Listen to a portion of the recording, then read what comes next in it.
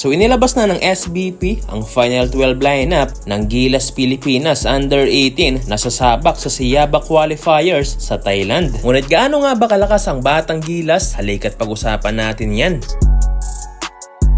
Sa guards ay kaya nga ng inaasahan ay kasama ang isa sa pinakasikat na basketballista ngayon sa Pilipinas na si Chog Moral. Isa ang batang to sa mga inaasahan ng mga fans na siguradong magbubuhat sa Batang Gilas. Dahil kung usapang experience ay merong masasabi dyan si Chog Moral dahil matatandaan na nakuha nga nila ang champion sa ASEAN School Games. At may ilang ulit na rin tong kinuhang import overseas para maglaro sa mga local tournament. Gaya na lang nang kuhain si Chog Moral bilang import ng Thailand noong 2024 and 2025. Kasama nga sa mga nadala bilang gwardya itong si Ethan Aguas, JB Kagurungan, Andrew Chio at itong si Luis Razon. Itong si Ethan Aguas at Andrew Chio ay merong ipinakitang magandang performance ang mga to nang maglaro ang Batang Gilas sa Fail Oil Eco Oil. Sa wings, nandyan si Zev Espinas, Joaquin Tovira at Bruce Tubong Banwa. Itong si Zev Espinas ay anak to ng dating PBA player na naglalaro sa San Miguel Beermen. At mahusay rin ang batang to Isang versatile player na merong rebounding at scoring ability. At higit sa lahat ay maaasahan pa sa depensa. Itong si Tubong Banwa mga boss ay maaasahan din to sa 3-point line. Sa forwards ay nandyan si Prince Carino, Kyle Sardon at Patrick Pasinos. Itong si Prince Carino ay matagal na to sa Batang Gilas. Almost 3 years na tong naglalaro sa Batang Gilas program at isa talaga ang batang to sa inaasahan ng Gilas Youth Team pagdating sa presensya ng isang big man sa ilalim. Halimaw nga to sa rebound na dominating umi-score sa loob ng pintura. At ang nakakabilib talaga sa batang to ay ang kanyang pamatay na footwork. Meron nga tong height na 6'7" at may malapad na katawan. Isa si Prince Carino sa mga veterano ng player ng Batang Gilas. Nandyan din bilang forward si Kyle Sardon. Isa ang batang to mga boss na inaasahan ko talagang magpapakitang gilas sa Siyaba Qualifiers. Dahil nang maglaro to sa Fail Oil Eco Oil ay grabe ang ipinakitang performance ng batang to. Bumitaw lang naman to ng sunod-sunod na tres at kinain lang ang depensa ng isang UP player. Siya nga pala meron pang isang point guard na hindi na isa at yan si Hans Pataguk, isang Filipino-American na naglalaro sa Amerika. Maaasahan to sa playmaking, 3-point shooting at basketball IQ. Samantala sinabi rin ng SPP na ang magiging kampanya ng Batang Gilas Under 18 ay hindi lang patungkol sa gold medal kundi para i-honor ang ating bansa at pati na rin ang mga batang namayapa na si Rene Baterbonia at Divine Adili.